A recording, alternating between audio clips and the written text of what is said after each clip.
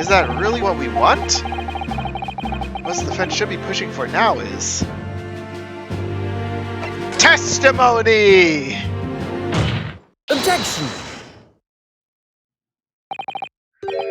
Defense objects to the trial ending at this time, my lord. I beg your pardon?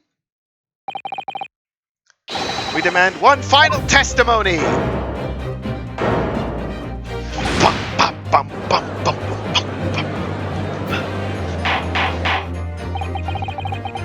You do realize you must advocate in favor of your client, I presume? What are you playing at now, my Japanese friend? Why would you want to obstruct the conclusion of the trial at this point? No defense lawyer in his right mind would do that. Susato, I thought you could read my mind. I want everything. Give me the whole truth and nothing but the truth. Hindsight. Yes, one word of warning before I go. If, in the course of the trial this afternoon, you perceive even a shadow of doubt about the truth, don't let it out of your sight. Pursue it like a dog with a bone. To the bitter end, you understand. Do not falter, whatever may come to pass. Thank you, Sholmes, for your words of wisdom. Sure, Mr. Sholmes knew. Must have deduced that this would happen.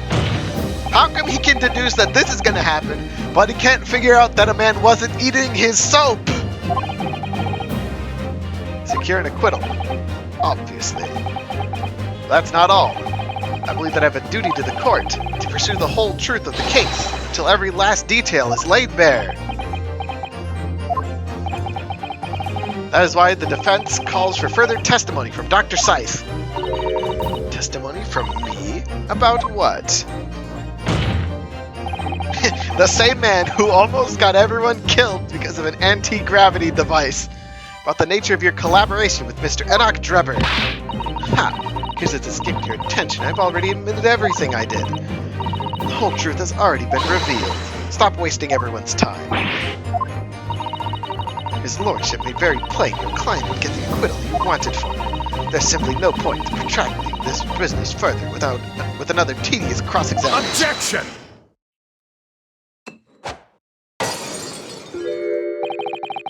Pray forgive my careless handling of that hallowed bottle. I slipped. That's what you call it? What is your objection, Lord Van Zieks? The prosecution also calls for supplementary testimony from the witness. Woohoo! Gang up on the woman! Beat her into giving testimony! There's more to this case than has yet come to light. Yeah, I think some people do it to like try to catch the bottle or something. Maybe they turn it into like a game, but they should probably avoid that area. Or label it as the splash zone. Yes, we'll pursue the facts to the bitter end. Lord Van Zieks! When's he gonna call me by name? It's gonna be in the last trial and I'm gonna cry. As the prosecution calls for it, I will uphold the request. Besides, you will testify for the court explaining the full extent of your involvement in the murder apparently committed by Mr. Drebber. Very well. Why did you order 500 scalpels every month? All began at the scene where I saw the waxwork and the note tucked inside the jacket. The actual body of the victim, as indicated in the note's instructions, was beneath the experimentation stage. The body had to be arranged in a certain way to implicate the defendant, which was my job. This with the help of the entire forensic investigation team to dress the scene appropriate. What?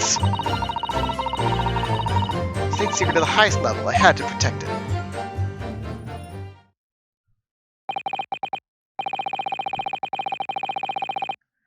Stage and the machine were designed for the deception. How did the stab wound get on? Which wound killed him?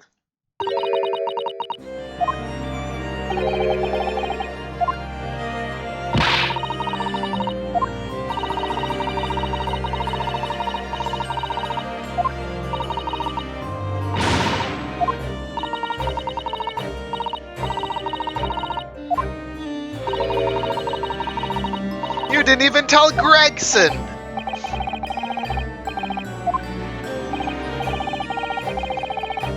Oh crap, we're just gonna completely destroy Strongheart's team of forensic scientists!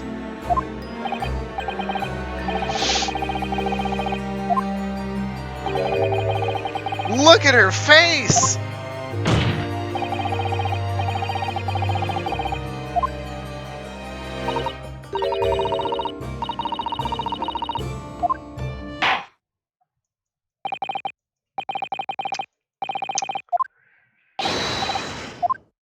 Yeah, same. Look at her. She's scowling at you as much as Van Zieks is. Huh? We know about the note? Okay, tell us about the underneath of the thing.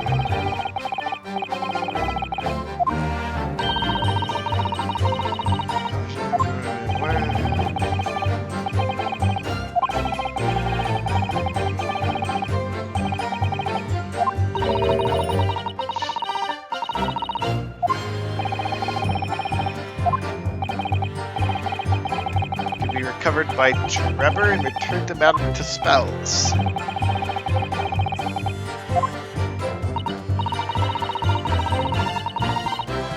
Which cage should go where?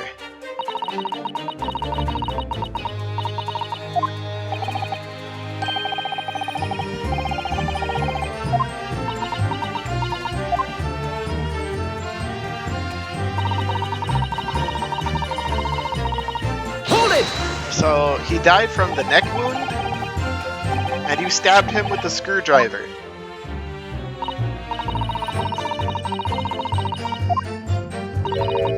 Fabricate some evidence to make it clear that Hairbrain alone could have killed Asmon. Yep.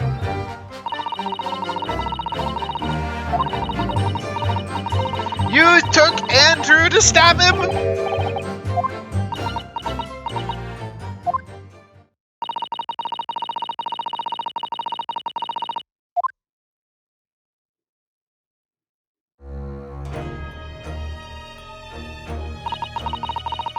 There's a void under the stage where I found the bird cage lying in the dirt. I approached it, leaned down, and slowly opened it up. Then, I took the screwdriver in both hands and plunged it into the man's chest. Wow! She used Andrew as a murder weapon!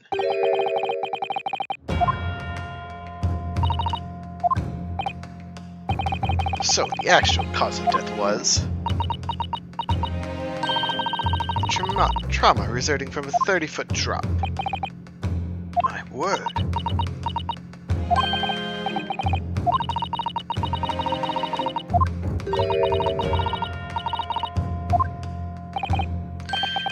No.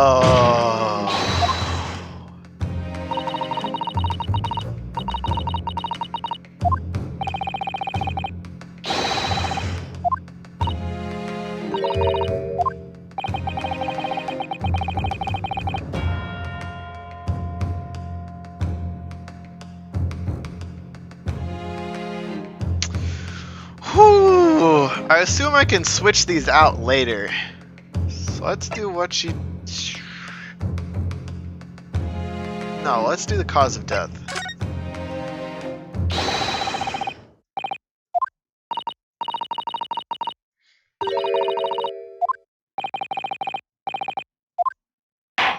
What does the prosecution concur? I know I'll be able to switch it, but one of the two is extremely important here.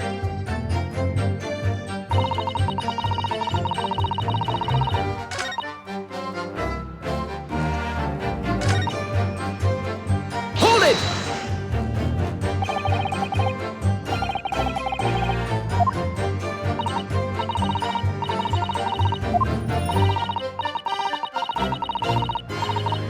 Yeah, that's what I thought he was concurring with.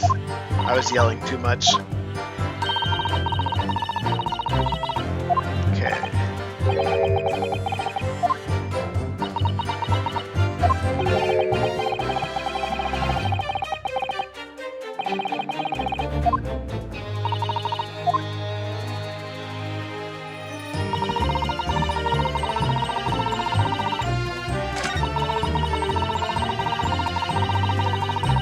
Let's talk about the truth of 10 years ago.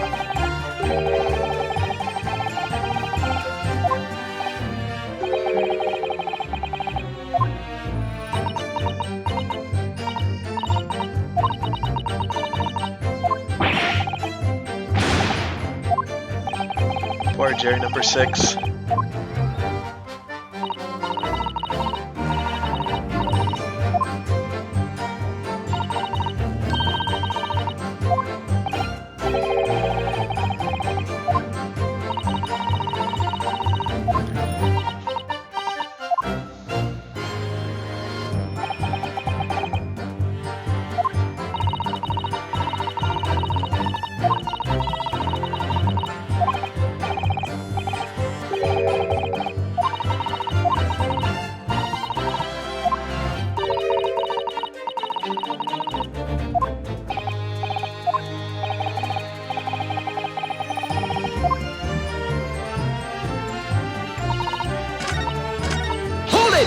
Alright, time to press more stuff and see what comes of it. You might learn something. Few people know about how many things you're to start with. Never heard of it.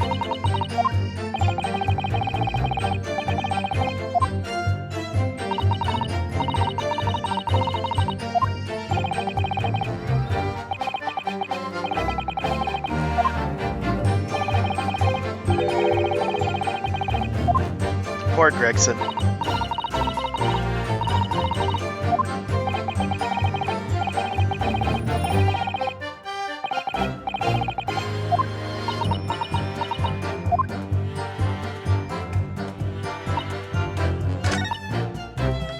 Hold it! Alright, let's grab that other statement.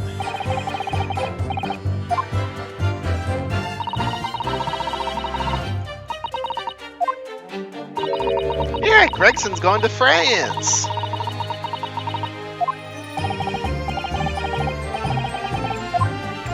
Yeah, he's gonna have to get baguettes instead of fish and chips. Yeah, completely alive and not dead.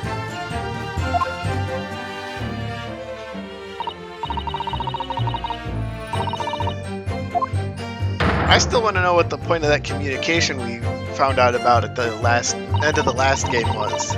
Because we know who all the players are now. And 2 of them are dead, 1 of them has amnesia, and the other one's Gregson.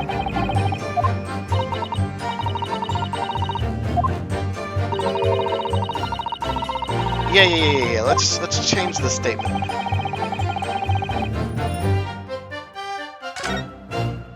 Let's talk about what you did.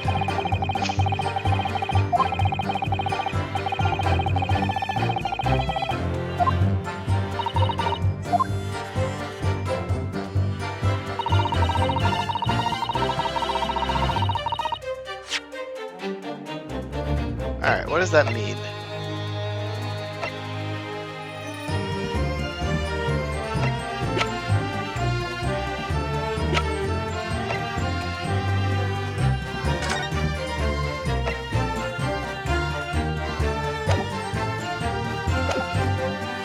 Hold it!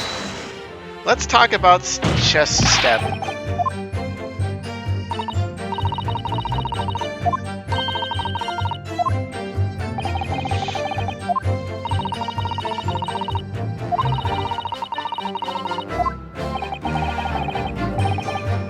Snap neck.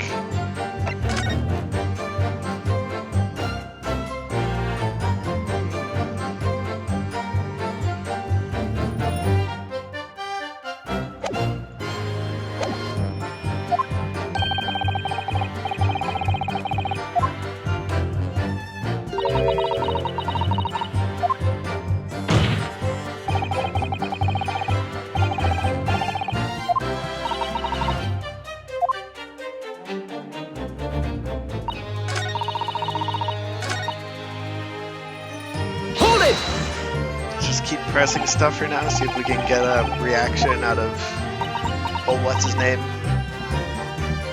Whoever doesn't care.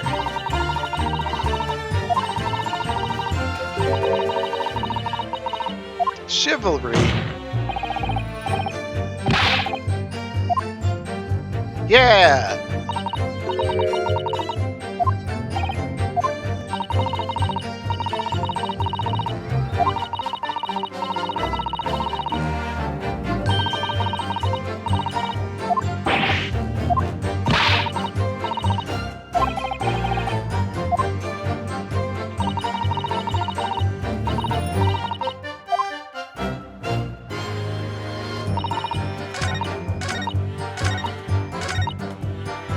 Okay, we pressed everything now, I think. So we're gonna save the game. Because I'm still not 100% on this. But if I'm right, then she's wrong. Let's just look over the evidence again real quick. It's not that, it's not that. This is what I'm thinking, the photograph of the victim.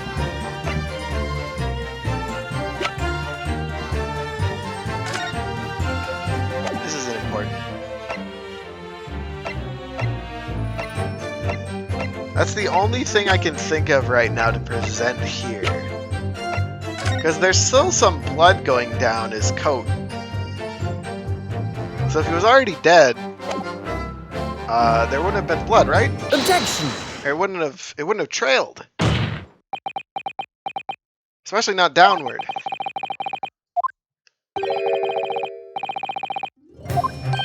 That's a very uncomfortable truth.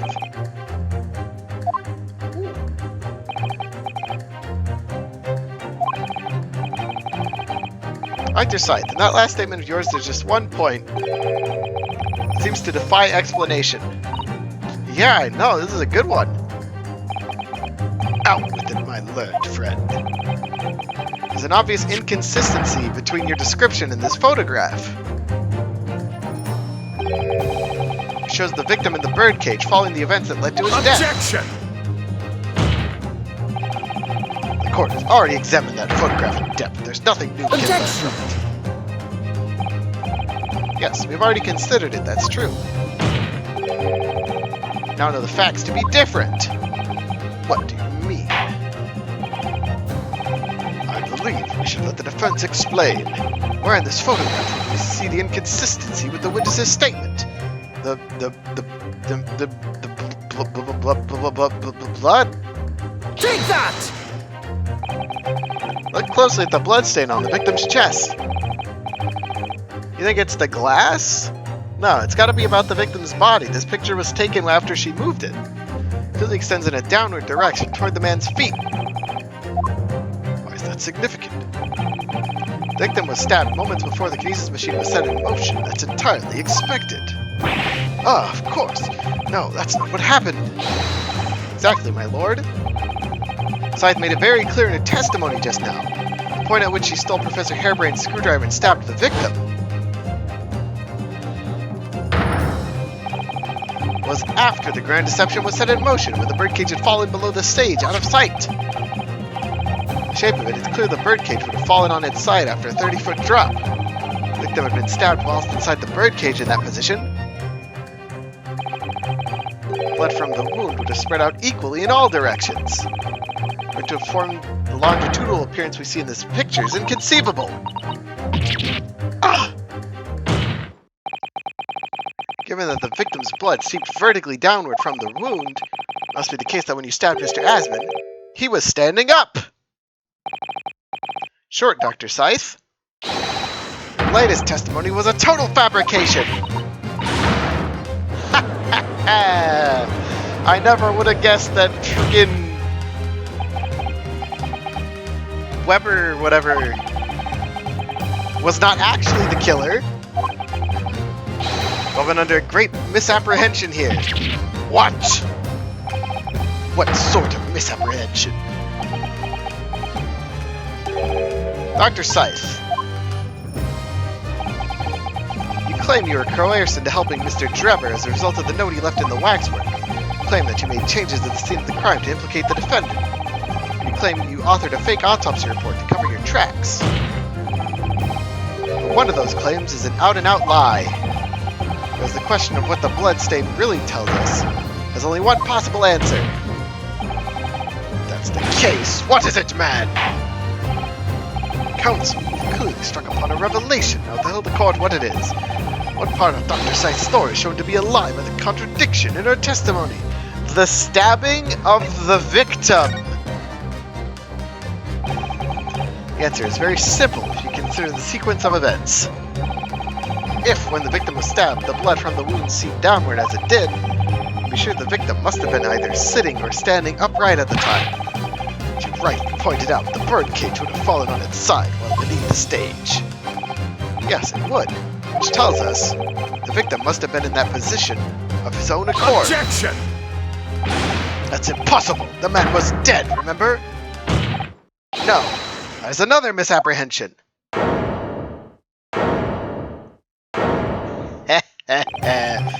When the birdcage fell from the stage into the void below, it must have hit the ground with considerable force.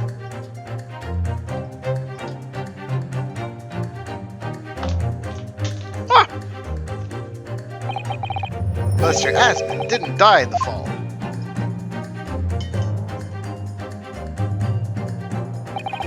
He probably lost consciousness for a while. When he came round, he got to his feet to climb out of the cage. Just as Dr. Scythe appeared. Ha ha ha! Looks like this isn't your first murder, Dr. Scythe. Victim was in fact alive at that point in time. Changes everything.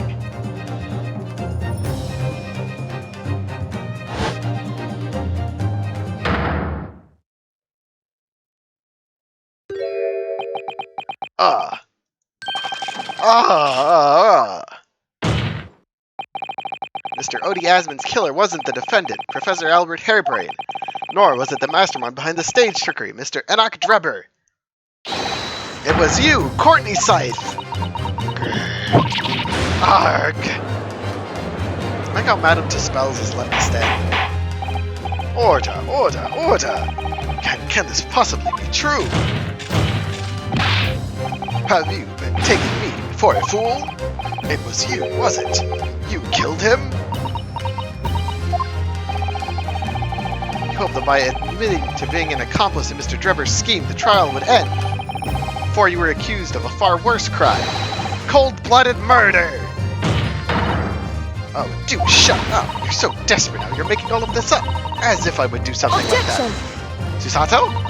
I assure you, the defense is not desperate, Doctor. Mr. Naruhodo has established the facts using evidence and logic alone. Ha! Logic. Don't make me laugh. Suddenly your logic has a gaping hole in it. What? What do you mean? Thought it was obvious. A motive, boy. You're lacking a motive. What possible reason would I have to kill Mr. Asmund? Asmund was involved in any number of criminal activities, from coercion to theft to murder. There's no known connection to Dr. Scythe there. Crap! I'm rather relieved to say it does seem somewhat far-fetched. True, there's no obvious motive. There's still something in the back of my mind. I'm sure I've seen something somewhere that hints at why the coroner might have done this. No! The Reaper attack! Yes, I might have tampered with the crime scene and concocted a fake report, but murdering someone for no reason is a very different Objection! story.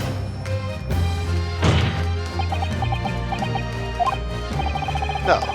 You question what possible reason you could have for wanting to kill Mr. Asmund. Something did come to mind. What? What is it, Counsel? Enlighten the court at once. Yes, we saw it yesterday, didn't we? Something that seemed strange. We had no reason to suspect it at the time. A particular object. The scalpels?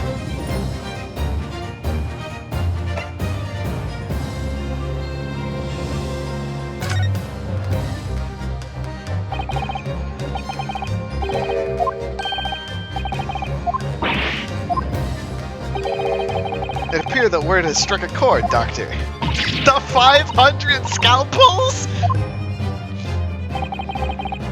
It was yesterday when we visited your laboratory.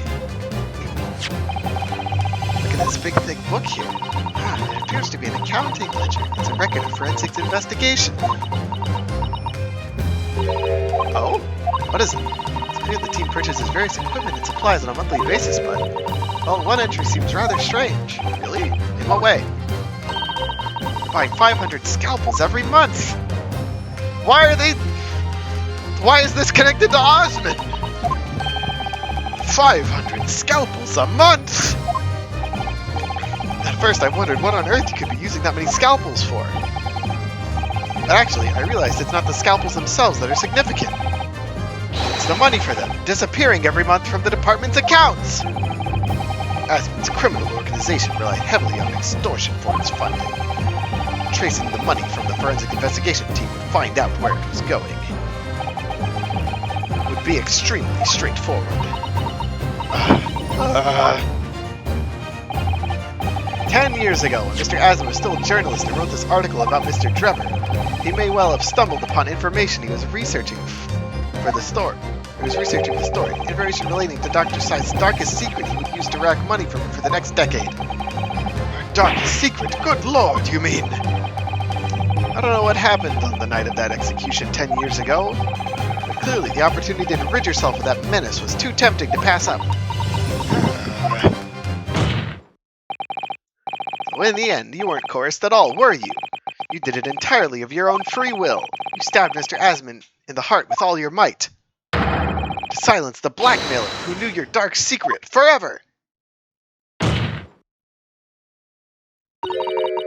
You'll never understand, none of you. What we've had to keep covered up all these long years. And I would have gotten away with it too, if it weren't for you meddling kids and your stupid dog. Don't say that about Toby. Is that her breakdown? Okay. Very little of the machine remains after it was ripped apart by the bomb. The truth of this case can never be properly established unless you speak out. And if you decide not to, it's very possible that Courtney Scythe will escape punishment for her crimes. Please, sir, own up to what you've done, and tell the court the truth about what happened. 10 years ago, you told the truth, and you were robbed of a bright and successful future as a result. I can certainly understand your bitterness and your consternation now.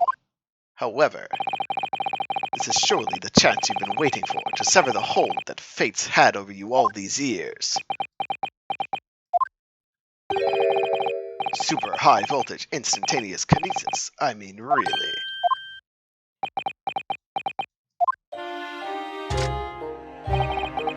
It's the addle-brained mock scientists that are the worst, you know. They don't recognize the fact that they don't have talent. They can't even get that right. So they end up chasing impossible dreams, having unbridled faith in their abilities. They go on about their wonderful hypothesis, their eyes shining like little child's. They make me sick. I can't abide their foolishness. Careful, Mr. Drebber. I was particularly pleased with the kinesis machine. It made for quite a show, didn't it? So you admit it. You admit that it was nothing more than a sham made for the purpose of killing the victim. Yes, I admit it. I did it all in the name of revenge. Revenge for the future that Mr. Asmon's article had deprived you of 10 years ago, earlier. But the revenge you sought didn't stop at Asmon, did it? Which is where that very particular waxwork comes in. Yes, I see. And to think the jury thought I was crazy when I said the waxwork was involved. Who's crazy now, jurists? Condemned convict you saw rising from the grave in Lowgate Cemetery 10 years ago.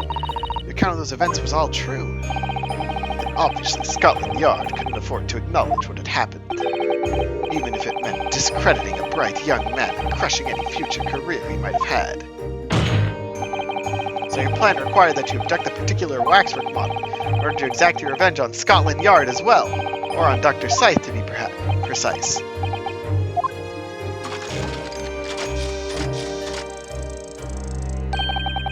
It was a year ago. By some extraordinary twist of fate, Asmund turned up in my workshop. He didn't remember who I was of course. He just wanted to employ my services as an engineer.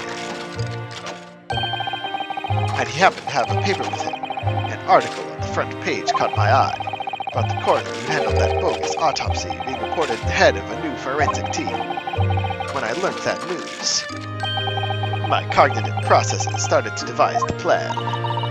What a horrid tale. He robbed me of my future, so I wanted to use the man's own wiles against him for revenge. Have that rotten Scotland Yard eating out of my hand at the same time. I wanted them all to suffer the same humiliation I'd had to suffer. Well, you got what you wanted, and you're going to get off with a lighter sentence than Scotland Yard. Your actions against those who'd ruined your future were justified as revenge, at least to yourself. Certainly, no one has the right to destroy another's prospects, especially for purely selfish gain. And yet, carrying out your plan, you did exactly that to someone else, didn't you? Did I? Professor Harebrain's only crime was passion for his hypothesis. You had no comeuppance about sacrificing his future to effect your revenge. You knew that he would be forever branded as a failure and a fraud. Perhaps life treated you unfairly 10 years ago, and others' misconduct left your life in tatters. But remember this. Your own actions resulted in exactly the same thing for another perfectly innocent young man. I.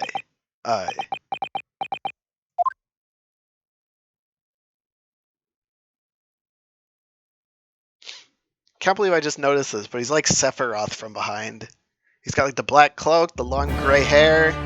He just needs the stupid long katana and the wing. An immediate warrant for her arrest has been granted, and she's been remanded in custody, my lord. I presume she'll face trial in the coming days, along with Mr. Trevor. A most regrettable situation indeed. She's made great contributions to your profession over the years. It really is a hard truth to swallow. Fortunately, Lord Strongheart will just bribe the jury, so she'll get off scot-free.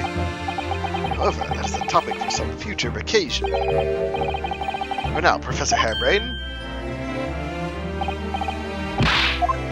To be fair, Lord Chief Justice wanted me to defend Magnus McGilden on my first day in the country. I assume now that all sordid details have been brought to light. It has been a very long and profound trial, but I'm pleased to say you are absolved of all guilt. This whole experience has taught me a very great but painful lesson. Me, this dedicated scientist, this devotee of natural philosophy. I've been selfish and self-centered. Above all, a fool. Professor? Say something. No? I spent my life digging nothing but my great research. Misguidedly believing I could do whatever I set my mind to, despite my lack of talent. The worst of it is, in the process, I've caused others pain and misery. Others who are far, far greater people than I. No, Professor, that's not true. What? Don't tar yourself with the same brush as Trevor. What happened was his doing and his alone. The outcome is his fate, not yours. You're not to blame in any way. My man Zeke's, and the derision which you had earlier, calling you a fool, talentless even. The man has no idea. To believe in yourself and work your fingers to the bone to realize your dream. That's laudable, not laughable. No one has the right to deride another for such choices. Oh. Thank you, Barrack. So, ladies and gentlemen of the jury, yes, my lord, this court's expectation that you find the defendant not guilty of the charge for which he stands accused. Assume there are no objections? Not from me, my lord. Certainly not. This trial has really made me think, but this is the right decision. It's all been proven methodically and rigorously. I have no misgivings whatsoever. What's that? He's done, is he? It's all over? I don't know what's become of the yard these days. I don't recognize the place. Very well. In that case, I hereby pronounce the defendant not guilty. Woohoo! Now let's go get the key. Let's unlock the professor's mask and see what his face is. Court is adjourned.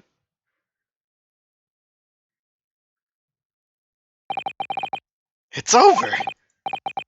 That was some trial. There's one of two masks I'd like to have removed from faces before the end of this chapter, but I don't think we're going to get either.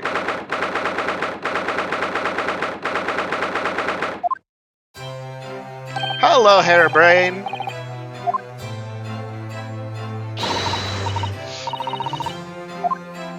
Congrats, Hairbrain, you're free. You can go find a new hypothesis.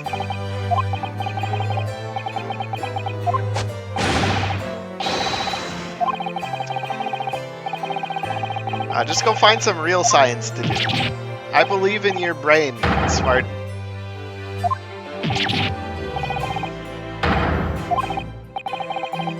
That's very kind of you. Yeah, this chapter was pretty long. About like 8 hours-ish total? Maybe 9? Maybe 10, wow. Oh, science book. Just as a memento. Thank you. What are you gonna do now?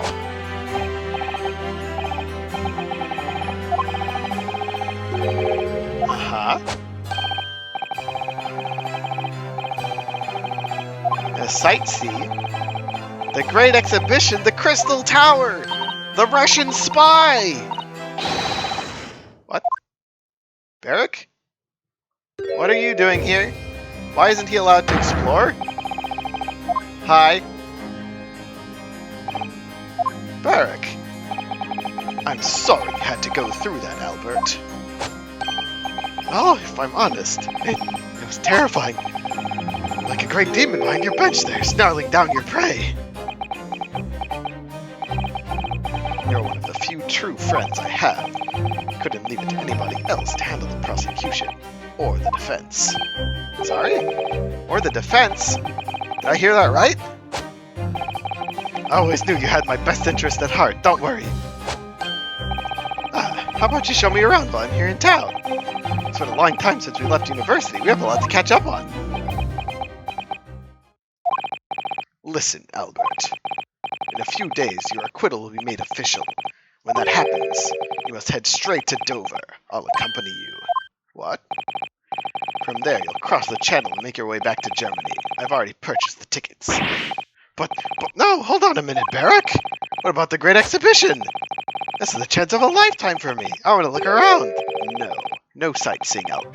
Ah, that's what he's doing! Sometimes it's hard to see any warmth in those eyes, Barrack. Lord Van Zeeks. What's all this about? A necessary precaution. Yes, I think I understand. You do? Well, Iris told me that when you meet Lord Van Zeeks at his office some days ago, he asked how Mr. Natsume was doing. Yes, that's right. I remember being surprised at the time and thinking it was nice of him to ask. The point is, Mr. Natsume is still alive and well! Even though it's been more than 6 months now since he stood trial with the Reaper as the prosecutor. Twice! Ah, you mean the Reaper's influence doesn't stretch overseas? Those in the Reaper's sight meet their end days or sometimes months after their acquittal. It's been the pattern up to now. Of course, we know that both Mr. Natsume and Gina were completely innocent. Oh no, true. Perhaps that governs the Reaper's actions. The truly innocent are spared. but I don't want to take any chances with a close personal friend. Barrack! Like the mustached Japanese, this man should leave the country without delay. That's why I'm packing him off to Germany at once. Right. Does your friend-shaped package get any say in it? Goodness, was this your intention all along then, Lord Van Zieks? Court, where people think of him as the Reaper, this man seems absolutely merciless, and yet, sometimes I feel as though I don't understand him at all. It's time to go, Albert. Back to the prison for the time being. Ah, yes, alright. Well then, Mr. Naruto. Thank you so much for everything. Not at all, Professor. It's a pleasure getting to know you. Best wishes, Professor Harabang. Oh, once the dust is settled, you must come visit me in Germany! Anyway, goodbye for now. Wait, but we don't speak German. Now, my Japanese friend. Oh, yes? I should gone too. We have matters to discuss. Can you spare me some time? You want to talk with me? I'll be waiting in the courtroom in 10 minutes. Last time someone went to the courtroom for something in 10 minutes, the evidence got burned and they died. For some reason, I didn't get the sense of impending doom as he walked away this time.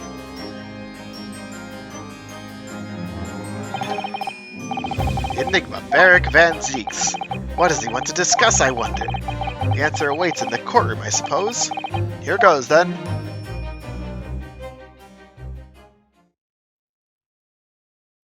Uh-oh.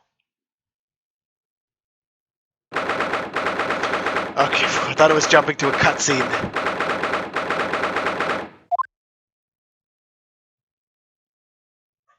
Oh, you brought Kazuma back! So, are you satisfied? You saved a guiltless scientist from a great injustice. Yes, I think so. I'm relieved at least the man's innocence could be proven. Anyway, I imagine you've been wondering where my animosity towards you Japanese comes from.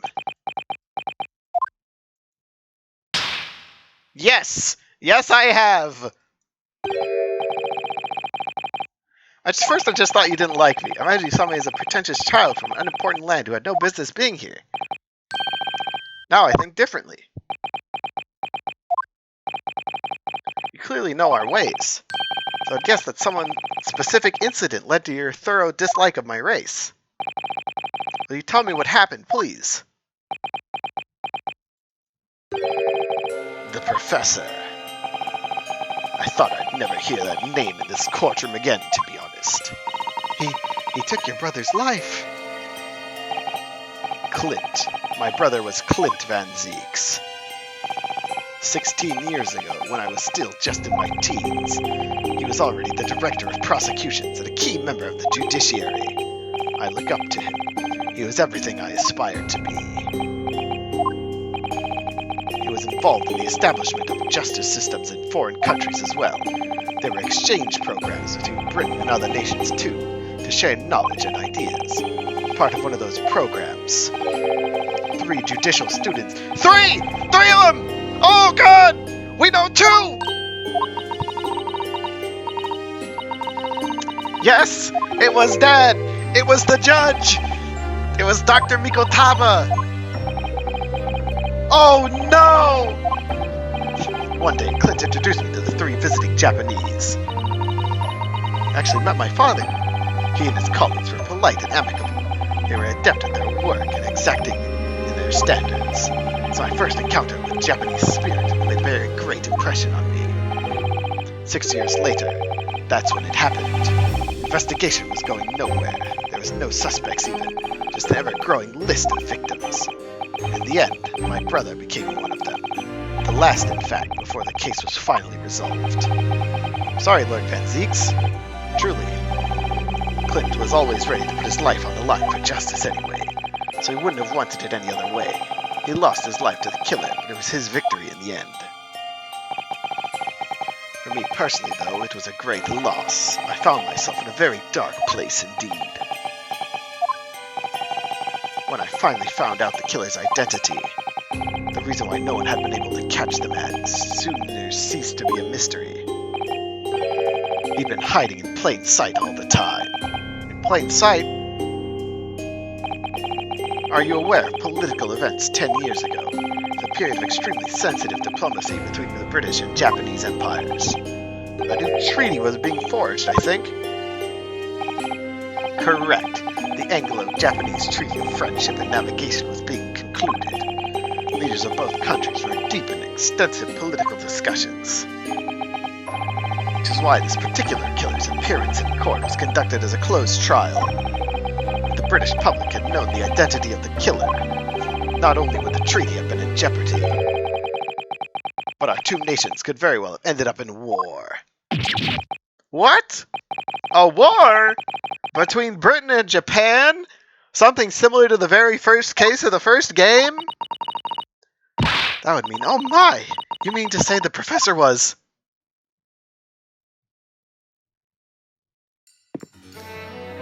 When the trial reached its conclusion earlier, I thought to myself, yes, it's He has time. the key! Uh-huh. Time for you to come face to face with this hideous monster. I borrowed the key for the mask from the proprietress of the Waxwork Museum. So Woohoo! see for yourselves now. Confirm it with your own eyes. The truth that's been hidden this past decade.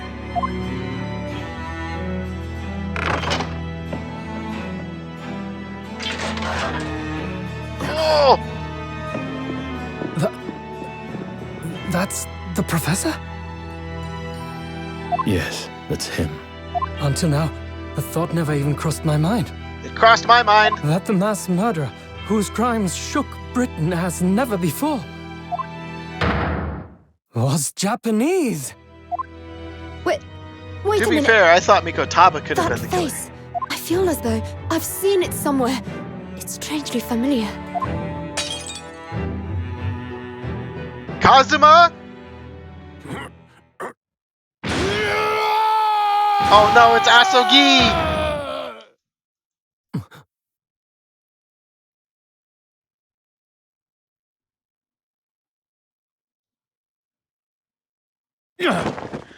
Oh!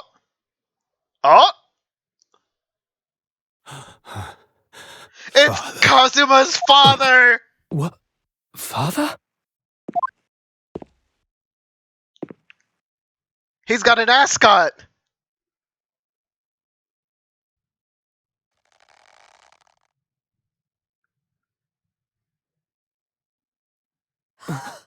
He's not dead! Kazuma!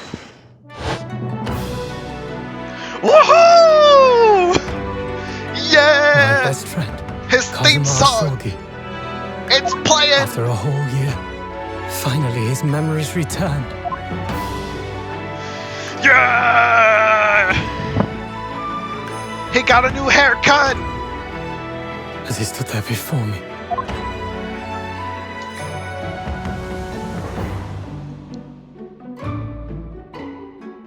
Ryunosuke. He remembers me! Let's go paint the town red, Hello. Kazuma! My friend. Kazuma-sama! Judicial Assistant Mikotaba.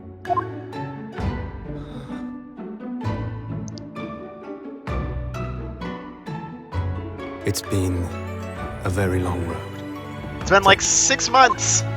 Actually, no, it has been almost a year Thank now. you for guiding my friend here when I could not. Ah, It was an honor.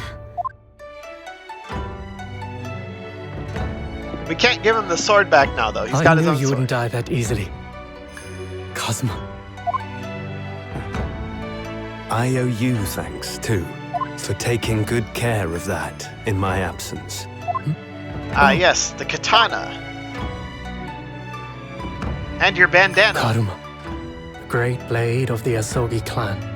Passed down through the generations.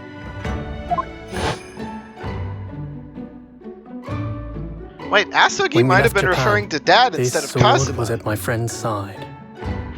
A Japanese man's Potentially. katana is his soul, and he couldn't be parted from it. He was parted from it for almost a year, so... But then, when the incident happened, Kei Asugi? It was Susato-san's depends on what his wish dad's name that I was. inherit the sword, and I've kept it with me ever since, along with my memories of the friendship we shared. I put my hand on it when I'm being smug. With this by my side, I always felt that you were watching over me somehow.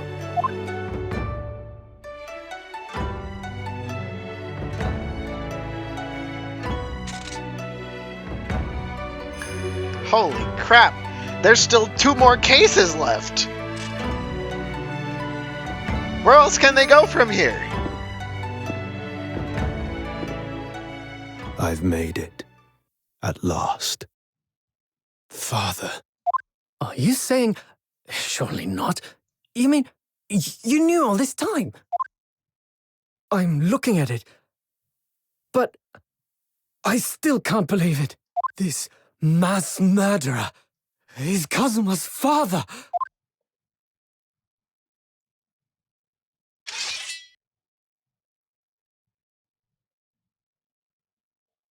Do not attack the waxwork! Kazuma!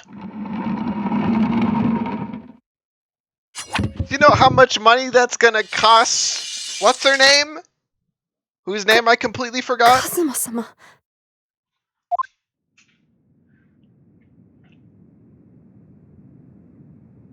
Ryunosuke, we have much to talk about. But Apparently! now is not the time. You wanna do it over lunch?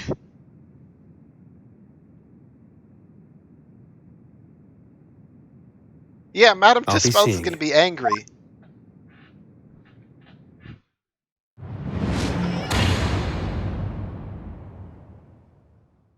What do you have to...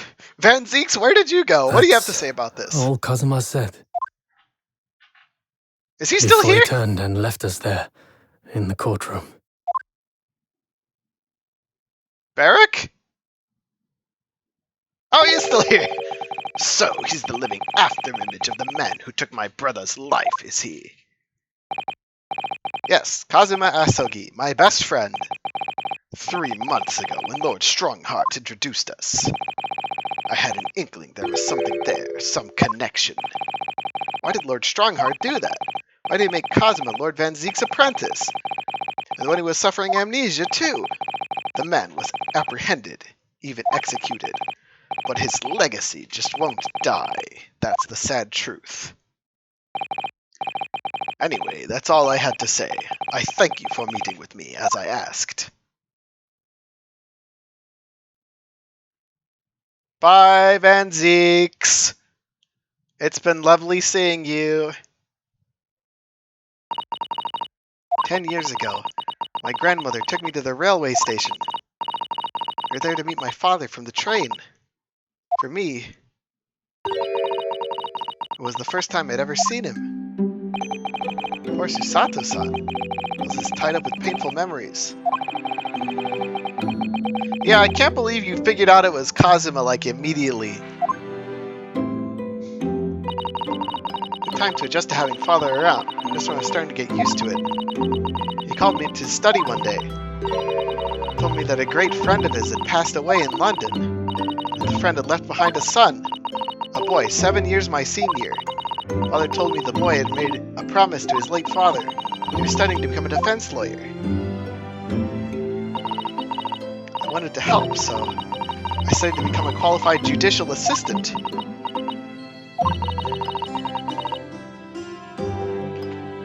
Hang on.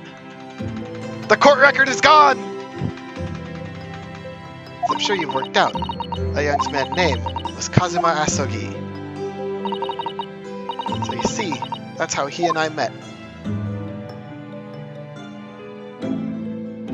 For a brief moment, my great friend had returned, only to disappear again all too soon. But in that fleeting encounter, something stirred. Something that had been dormant for a long time. And he stole my sword! As if great wheels had been set in motion. I could almost hear them creaking into life. They sound like giant gears at Strongheart's room. In some ways, it was the end of a chapter. But in many, it was the start of a new one.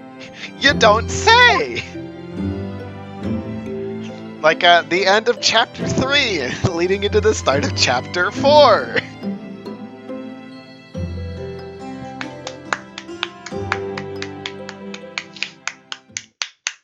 Alright, that was pretty good stuff. Does it say Twisted Karma and his last bow? Interesting.